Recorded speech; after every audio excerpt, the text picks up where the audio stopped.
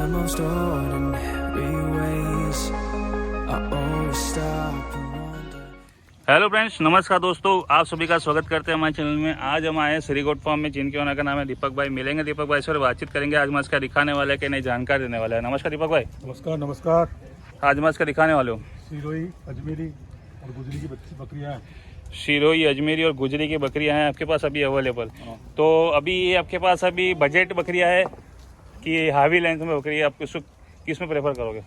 ये normal length में, ये सारी की सारी नॉर्मल रेंज में जो बकरियां है। नॉर्मल से थोड़ी कम रेंज में। अच्छा, नॉर्मल से भी थोड़ी कम रेंज में। तो अगर किसी भाई के पास अगर बजट ना हो, क्वांटिटी है चाहिए हो, तो उस वाली रेंज की बकरी हाँ, उस रेंज की। चलिए, बहुत अच्छी और बात जहाँ है। से हमारा स्टार्ट होता है ना बकरी, हाँ बकरी, हाँ जी, हाँ जी। वो रेंज की बकरी। तो लोग बोलते हैं कि भैया मेरे को तो रेट आपने बताई 12,000 13,000, तो उसमें भी बोलते हैं ना कि जो शुरुआती जो ब्रीड होती है ये वाली है। ये वाली है। हाँ, अगर किसी भाई को अगर कोई भी डाउट हो कि भैया 12,000 की रेंज में बकरियाँ नहीं आती, 12,000 की बकरी रेंज में बकरियाँ आती है, वो भी प्रेग्नेंट वाली आती है जी। तो ये सामने है, आपके सामने प्रूफ कि सेकंड टाइम की प्रेग्नेंट, और वो भी 12,000 की रेंज में अभी अवेलेबल है। तो दीपक भाई, ये बात बताइए कि कोई ऐसी बकरियाँ लेके जाते हैं उसको नुकसान थोड़ी होता है? नुकसान नहीं होता, बच्चे छोटे निकलते हैं। अच्छा, बच्चे छोटे निकलते हैं, मतलब कि उसकी जैसे बच्चेदानी वैसे बच्चे निकलेंगे। और इसके अंदर स्ट्रक्चर वगैरह उसमें अंदर उस रेंज के हिसाब से बढ़िया है। तो ये कम हाइट लेंथ की बकरियां होना और इसी साइज में बकरियां, मतलब कि क्या कारण क्या होता है, जिसे आपने पिछले वीडियो में बताया कि बड़ी बकरियां जल्दी प्रेग्नेंट हो गई होगी। अच्छा अच्छा, तो जल्दी ही बकरियां प्रेग्नेंट हो जाती है, उसके कारण भी स्ट्रक्चर नहीं बनता ना। अच्छा अच्छा, प्रेग्नेंट होने के बाद स्ट्रक्चर नहीं बनेगा। अच्छा, जो भी खाएगी, जो भी पानी पिएगी, जो भी कुछ एक्टिविटी करेगी, वो सब बच्चे को देगी। जी बिल्कुल। तो जैसे कि अपने पिछले वीडियो में अपन बताया था कि काफ़ी अच्छी आइडलैंड की बकरियाँ, वो भी सारी स्पॉटेड थी। तो उसके अंदर भी मेरे ख्याल से आपने रेंज बताई थी 17,000 की रेंज में। और 17,000 की रेंज में वो कम से कम मेरे ख्याल से उसका वजन कितना होगा? 20 किलो का डिफरेंट है। अच्छा अच्छा, तो मतलब कि उस 70-80 किलो की बकरियाँ हो सकती है। 65 किलो की 65 किलो की बकरियाँ, और इसके 45 किलो, मतलब कि काफ़ी आसमान ज़मीन का फर्क हो गया। तो और वो रेंज की बकरियाँ मैं कहा 2-4 हज़ार रुपये ज़्यादा डालो, वो ले लो बढ़िया। मेरी जहाँ तक मेरे जहाँ बकरियाँ दिख रही है, उस रेंज की बकरिया के हिसाब से मैं आपको पर्सनल सजेशन दे रहा हूँ व्यूअर्स को कि 12-13 हज़ार में बकरियाँ ये लेने से बढ़िया, और 17 हज़ार में मेरे को वो सही लगी। अगर लेना नहीं लेना वो आपकी डिपेंड करता है। बाकी ये है कि 12,000 की रेंज में भी कोई बुरी बकरियां नहीं है। आप सेकंड टाइम की लोडेड ले सकते हैं, किसी का कम बजट हो, किसी को क्वांटिटी चाहिए हो, या फिर किसी को एनएलएम स्कीम वाले में ख्याल से बहुत सारे आते हैं। हाँ, उनके लिए सबसे बढ़िया चीज़ है कि गवर्नमेंट को दिखाना है भैया क्वान्टिटी, गवर्नमेंट स्कीम में चलती है। सही बात है। तो ये बात बताइए कि ऐसी कोई क्वान्टिटी लेता है, शुरुआत करता है, तो उसको बेनिफिट है? हाँ, होता है ना बेनिफिट। तो बच्चे तो वही देने वाली, 2 बच्चे ही देने वाली है।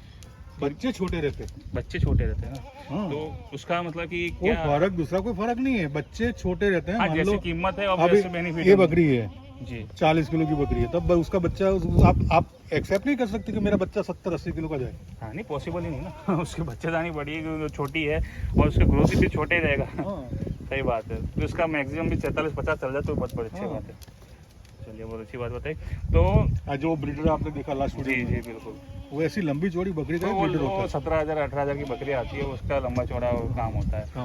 सही बात है। तो आप जितना क्या कहते हैं ना, वो अपन कहावत है जितना गुड़ डालोगे उतना मीठा होगा। तो वही वाली बात है कि जितनी चीज़ें आप अच्छी चीज़ें में डालोगे उतना पैसा, उतनी ही क्वालिटी में मज़ा आएगा पालने में। तो ये थी कुछ 12,000 की रेंज की बकरियाँ, और आपने पिछले वीडियो में देखी 17,000 की रेंज की बकरियाँ। तो दीपक भाई से जान लेते हैं कि दोनों में तो कोई फ़र्क तो है नहीं। बाकी जैसी जैसी रेंज की बकरियाँ है उस हिसाब से प्राइस बिकता भी है माल। तो बात करते हैं उनका नया फार्मिंग की, जो नया फार्मर्स है, तो उसके लिए आप क्या सजेशन देंगे?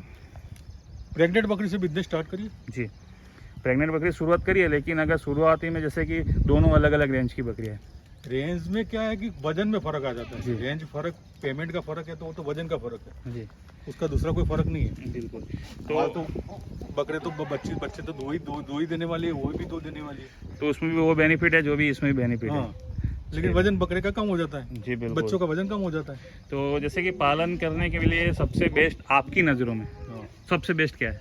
17,500 की पट्टी। 17,500 पट्टी की आपकी मान लो 50 बकरी लेके जा रहे हो तो 40 बकरी लेके जाओ ना। सही बात है, क्वांटिटी कम कर लो, पालने में तो मजा आएगी, पालने में तो मजा आएगी। सही बात है।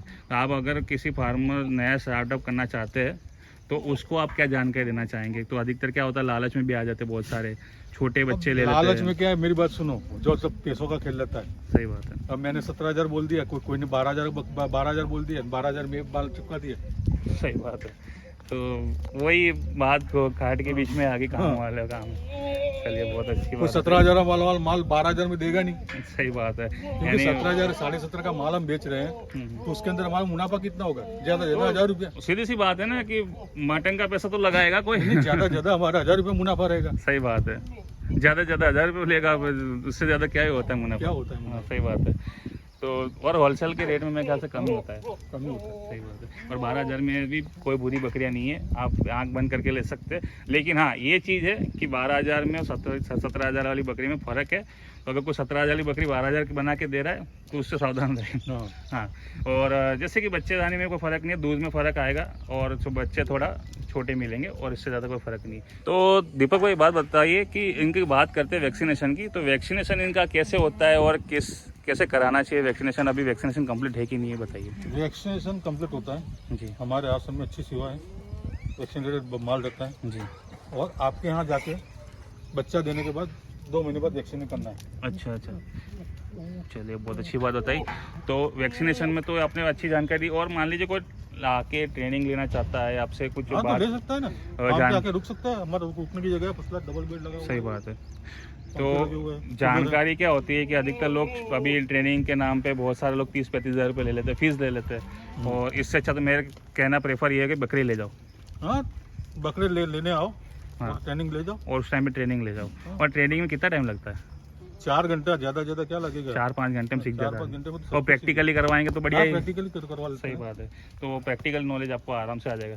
तो बात करते हैं कि ट्रांसपोर्टेशन की। ट्रांसपोर्टेशन में कैसे ट्रांसपोर्ट होता है, क्या है फैसिलिटी और कैसे?